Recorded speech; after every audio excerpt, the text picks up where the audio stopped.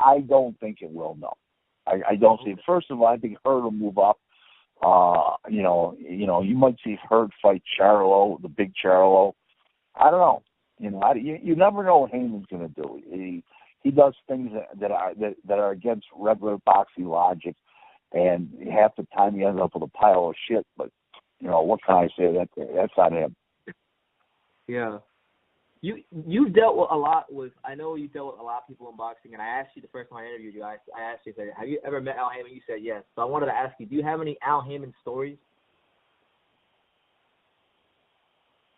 I do, but I don't want. There's not ones that I want to repeat. They're not very flattering about them, and since they were business between myself, him, and Lou DiBella, I'd rather not go into it. That's okay. If it was like one of those deals where I heard about it and it was involving somebody else and I knew about it to be a fact, I'd repeat it. But since it was personal to me and my business, I wouldn't do that to somebody. No, I understand. Okay? You don't want to mess with your money. They're not very flattering. It's not very flattering what I have to say. So that's the best way to put it. Okay. What I mean, what's he like though? Because there's no interviews. It's hard. From the outside looking as a guy who covers boxing and also I'm a fan too. What is he like as a person? He's a complete control freak. It's his way or no way, and he doesn't understand certain facets of this business, and he doesn't understand certain relationships that certain people have, and he tries to walk all over people, and he's very unconducive to do business with. Okay. Is there anything specifically that he doesn't understand about the boxing business? Could you elaborate? He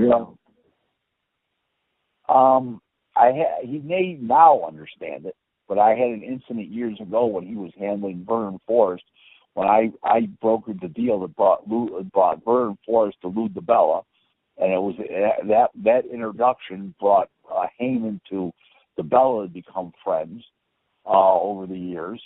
And he didn't understand when the IBF wanted to strip Vernon, and they were fighting for the BC belt of Shane Mosley's in the small room at the Garden. This is exactly what's now 16 years ago. It was January 26th of 2002, and Vernon knocked him down twice and captured the WBC title. And I said, you don't need the IBF title. I says, you got to pay 3% of the IBF.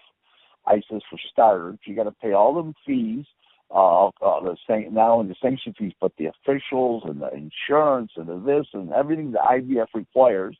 Give them the belt back. You'll win the WBC belt. You don't need the IBF belt. Okay? And he made a big deal out of it and stuff, and he just didn't get it. I mean, it's that simple. It would cost his fighter money.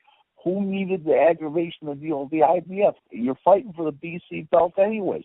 Shane was fighting Vernon, whether Vernon was the IBF champ or not. The fight was a done deal. Okay? Yeah. Whether they stripped Vernon or not, whether they stripped Vernon or not is beside the point. When you leave the ring, if you win, you'll have the BC belt, which is better than the IBF belt, number one at that time, anyways. And if you lose, you're not going to have any belt, anyways. So now you save $66,000 in sanctioning fees. I mean, you get $2.2 million, 3%, so it's $66,000. You don't have to pay their officials. You don't have to pay their supervisor. You're going to save, about $80 grand. What are you thinking here? And you don't have to go through all this aggravation. Yeah. Sure enough, I was correct, and he didn't have a clue. He was like arguing with me. I said, "You're arguing over nothing.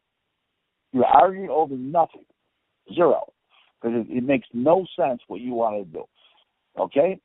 And then I, in my infinite wisdom, thought, well, maybe Vernon wanted to keep his title and have the two belts. He didn't give a shit. He wanted to fight for the WBC belt, fight Shane Mosley, and get $2.2 million.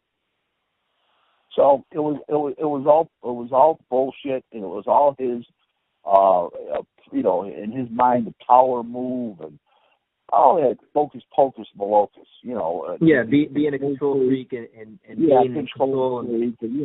And nobody can do as good a job as him. I said to him, then if you're so smart and you're so powerful, and he wasn't at the time, you go do it. If you think you can get more done with the IBF than me, and I didn't care, and I told the Bella, I said, I don't give a shit because it means nothing. Zero. The guy didn't understand. Well, so what? Whatever. Whatever. Yes. Okay. Well, I'm glad you gave myself and the people listening some insight into that because, there's nothing out there on Al Haymon, so we're just trying to learn a little bit.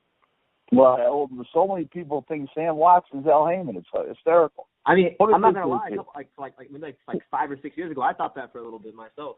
Put it this way to you, okay? Al Haymon makes Sam Watson look like he's debonair and slop, and good looking. I'll leave it like that. Continue. All right. We got Rick Glaser here on True School Sports. Rick, I wanted to